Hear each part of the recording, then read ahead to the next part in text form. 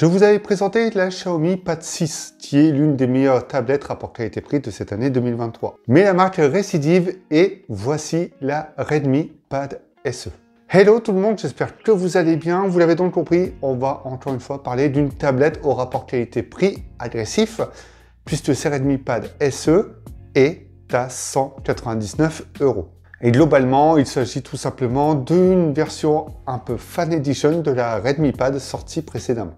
Fan Edition dit quelques petites concessions ou quelques petits ajustements pour obtenir le prix le plus bas, mais côté design, rien n'a été touché. On a quasiment la même tablette, on a un design monocoque en métal, du moins en alliage d'aluminium, avec des bords plats, des angles arrondis, et une tablette fine et légère. On est donc sur une conception dans l'air du temps. En plus de ça, le capteur photo de 8 mégapixels intégré à l'arrière n'est pas sans rappeler la gamme Redmi Note 12.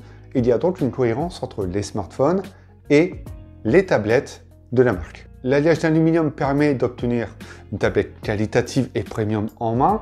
Notez également que cette Redmi Pad SE est disponible en 3 coloris, en gris, en lavande et en vermeinte. Il y a 4 haut-parleurs intégrés, donc compatibles Dolby Atmos et Hi-Res. Ça reste audible pour regarder une série, écouter une vidéo ou même de la musique en ayant assez de puissance et une bonne qualité auditive, même si l'équilibre forcément ne sera pas le point fort. Mais pour le prix, c'est pas mal du tout. On a également un lecteur de carte SD, donc ce lecteur permet de mettre une carte jusqu'à 1 Tera pour agrandir le stockage, et on a aussi un port USB Type-C et une prise jack. Elle est fine, assez légère, elle n'est pas cheap. Pour faire simple, elle est très agréable à utiliser et à tenir en main. La nouvelle norme veut que les écrans de tablette s'agrandissent. On a donc un écran, ou du moins un grand écran de 11 pouces, qui reste très confortable. Les bordures autour de la dalle restent uniformes. On a donc une dalle IPS LCD de 11 pouces de définition Full HD+, pouvant aller jusqu'à 90 Hz pour le taux de rafraîchissement. Vous avez donc le choix entre 60-90 ou un mode automatique qui lui basculera entre 30 et 90 Hz. Ça apporte un peu plus de fluidité qui est appréciable, mais par contre parfois on a un peu de saccades, et ces petites saccades sont sûrement dues au processeur ou au temps de chargement. On a l'impression que sur ce taux de rafraîchissement, ce ne soit pas du 90 Hz, ou du moins ça n'arrive pas à monter jusque là. J'ai trouvé ça un poil frustrant. Par contre, le rendu de couleur pour une dalle IPS est très bon. C'est très appréciable de pouvoir visionner une série ou regarder une vidéo dessus, ou même de jouer. Les couleurs sont très bonnes. En plus de ça, la luminosité monte jusqu'à 400 nits. Alors ok, c'est pas énorme, mais ça permet tout simplement d'être assez lumineux et contrasté pour pouvoir lire la tablette en extérieur, même si en plein soleil et les reflets en supplément, c'est parfois un peu complexe. Mais en intérieur, vous n'aurez aucun problème. Et en même temps, ça reste très suffisant. Mais pour le prix, on va éviter d'être critique sur ce point-là. Cette Xiaomi Pad SE intègre un processeur Snapdragon 680, donc un processeur qui n'est pas ultra récent, accompagné de 4, 6 ou 8 Go de RAM selon la version et 128 Go de stockage. Ce qui est encore une fois très convenable. Alors, lorsque vous allez beaucoup jouer dessus, la tablette aura tendance à chauffer sur la partie supérieure. Pour plus de précision, au niveau du capteur photo. La réelle concession est sur le processeur face à la Redmi Pad. Mais, dans les faits, on peut avoir une utilisation polyvalente. On peut aller sur les réseaux sociaux, naviguer, jouer à des jeux gourmands et lourds sans problème.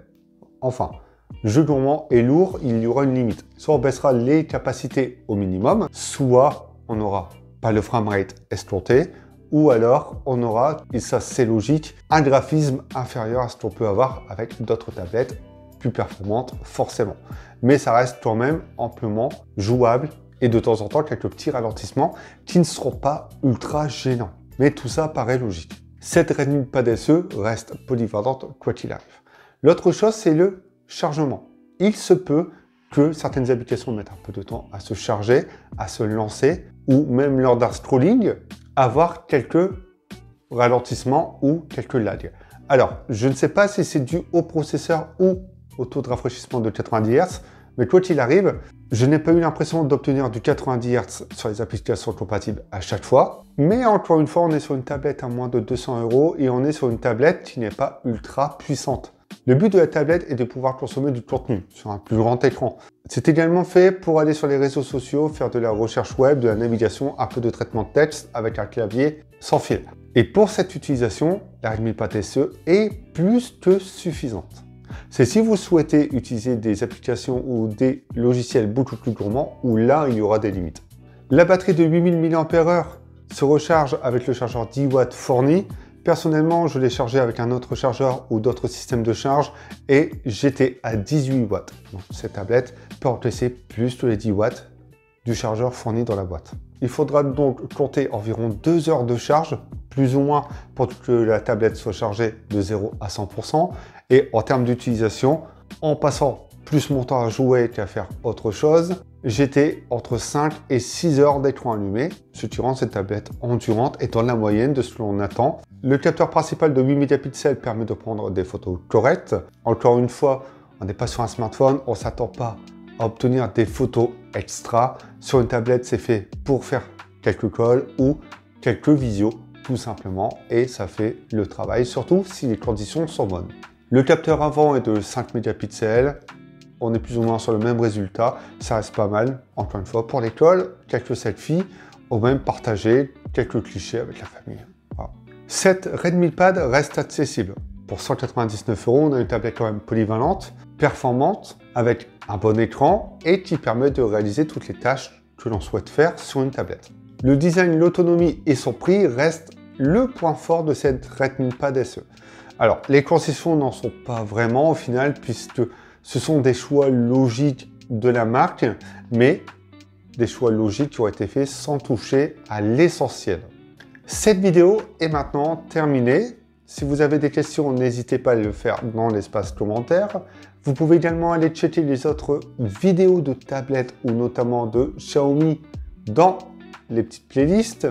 Je vous dis à bientôt pour d'autres vidéos. Prenez soin de vous et amusez-vous avec vos tablettes. Prenez-en soin et on se check pour la prochaine fois.